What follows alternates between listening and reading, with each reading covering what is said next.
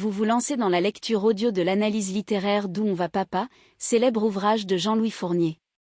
Au fil de cette lecture, vous découvrirez dans un premier temps une brève mise en contexte de l'œuvre et son auteur. Ensuite, un résumé de l'ouvrage vous sera exposé, suivi d'une analyse des personnages et des points clés du roman.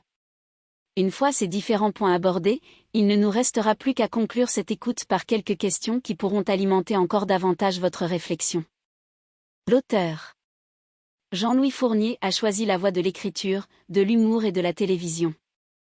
Il a écrit des scénarios pour des programmes télévisés, La Noiraude, une série animée, en 1976, La Minute nécessaire de Monsieur Cyclopède, des chroniques créées en 1982 pour l'humoriste français Pierre Desproges, 1939 à 1988, des essais Arithmétique appliquée et impertinente, 1993, Mouchons nos morveux, 2002, des romans Il a jamais tué personne, Mon papa, 1998, Le Petit Maulne, 2003 et des nouvelles histoires pour distraire ma psy, 2007.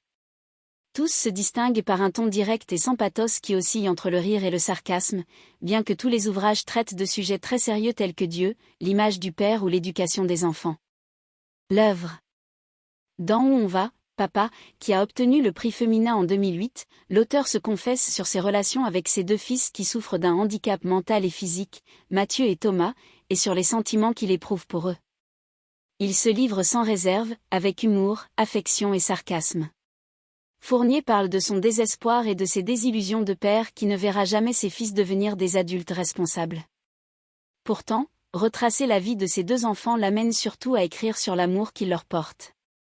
C'est en outre l'occasion pour l'auteur de réfléchir à la mort, au vieillissement, aux préjugés et au bonheur. Résumé.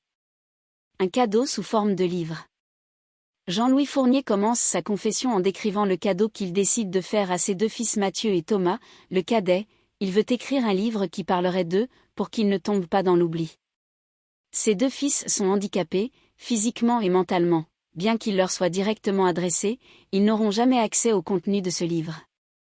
L'auteur précise que ce récit est également une manière pour lui de leur demander pardon de n'avoir pas été un très bon père, émoticône, n'en croyant pas ses yeux. Le ballon de Mathieu.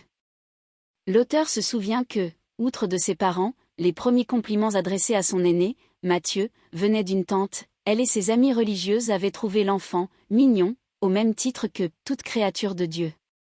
Pour une fois qu'on lui faisait des compliments, commente Jean-Louis Fournier, p14.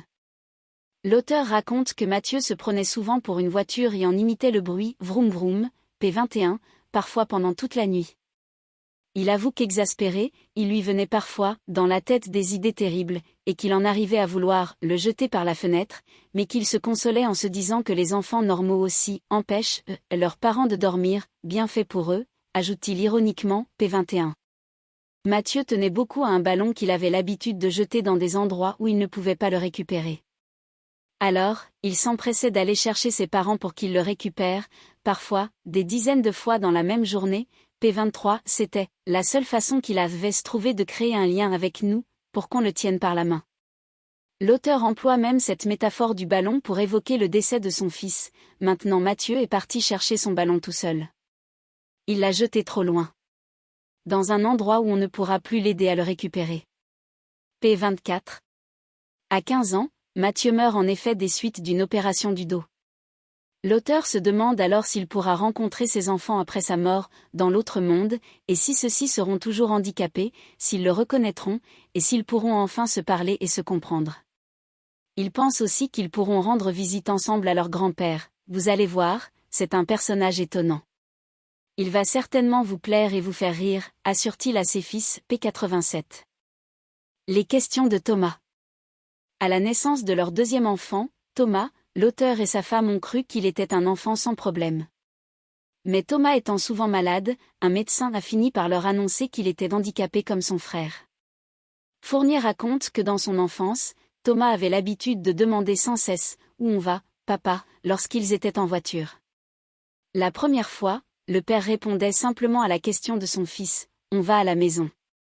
Mais après avoir entendu des dizaines de fois la même question, il se mettait à inventer des réponses saugrenues, en Alaska, aux champignons, à la piscine. Septembre 2010.